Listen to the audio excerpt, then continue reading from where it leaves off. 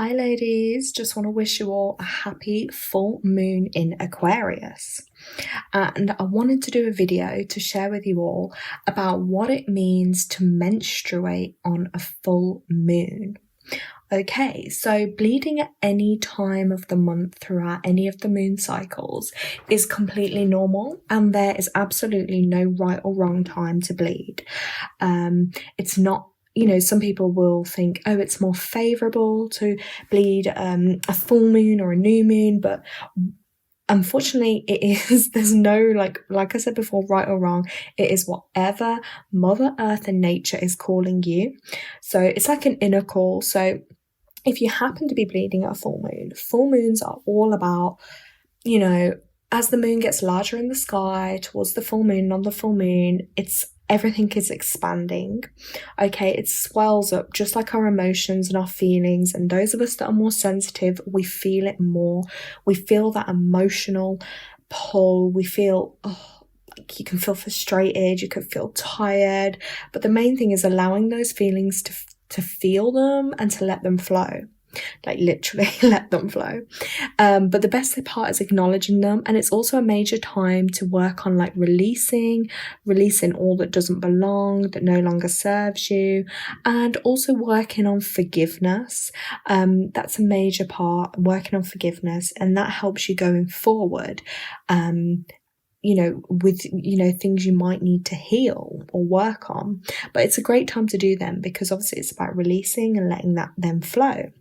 Now, I think as women, it's truly amazing that, we can have such a powerful connection to the divine and to Mother Earth and nature through our menstrual cycles. And it's something that, for many years as women, like we've been shamed. We're taught when we're growing up and stuff, we're not really taught so openly, to talk about our periods, or to talk about our cycles. It's more something that, oh yeah, I've got my period, like, oh, hide stuff in your bag, keep it away, like, we don't want to talk about it. Whereas actually it's such an amazing blessing to have our periods, and I think our perception of them should change, and we should feel more comfortable and open to talk about this, because if it's kept in or hidden away as something that we should be shameful about or not tell anyone about, doesn't create a healthy relationship with our menstrual cycle, and our body as a woman, and then that can in the body manifest into other issues and problems. So it's really important that we kind of come together in our sisterhood and forgive each other for competing and comparing, to forgive the men that didn't know, and it's up to us to educate them, not by fighting with them or belittling them or trying to be them, but by being in our own truth so that they can stand fully in theirs. And most importantly, we need to forgive ourselves because we've done absolutely nothing wrong. This is like a long history of patriarchy, which has meant that we've had an expectation of ourselves and of other women to be consistent by the way of the feminine. Isn't linear, it's liminal. It's the moment to moment, phase to phase. What I like one week doesn't necessarily hold the same excitement or interest for me for the week after, nor should it. We all need to start getting really okay with being consistently inconsistent. And the menstrual cycle isn't just about your monthly bleed. Each phase holds information, emotions, and spiritual and creative insight. And we have access to all kinds of incredible gifts, messages, and wisdom that can be used to enhance, amplify, and level up our experience when we notice these changing energies and adapt our lives to come into alignment with them. So we seriously have some amazing opportunities to live and create in a way that honors both, our rhythmic and cyclic nature. Now, I got quite a bit of that inspiration. Some of you may have read it, but if you haven't, I definitely recommend it. It's a book called Code Red, by Lisa Lister. So I've just thought I'd share that little bit with you there, because she really talks all about our cycles, the spiritual side of it, and this book's really helped educate me on this more. So I just thought if I could share this with some of you, and it can help, then great. Now, bleeding on your full moon is a very creative power, okay?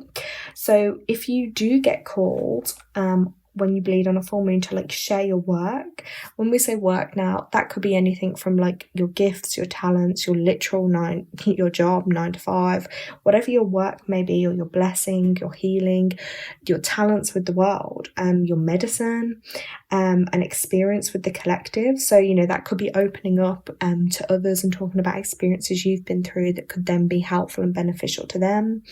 Your medicine, like, you know, what's worked for you, what hasn't, what remedies have you got for things, like what has been your way of maybe dealing or surviving with something, like how could that help others. It is about sharing, and there, you know, maybe we should look at sharing more.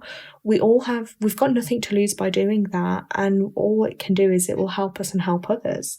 That'll create a better world. Bleeding at full moon is also a call to use the vitality and potent power of the full moon. Of course, those energies are super strong, along with the release of menstruation to bring something into being. So it's a perfect time to create or birth and nourish outwardly for the world. It'll be no surprise that right now, many women will be bleeding with the full moon because they've been called to act and create in response to the political and environmental situations that are currently going on. And their work here is to turn rage, as I'm sure loads of us are feeling, into creative action.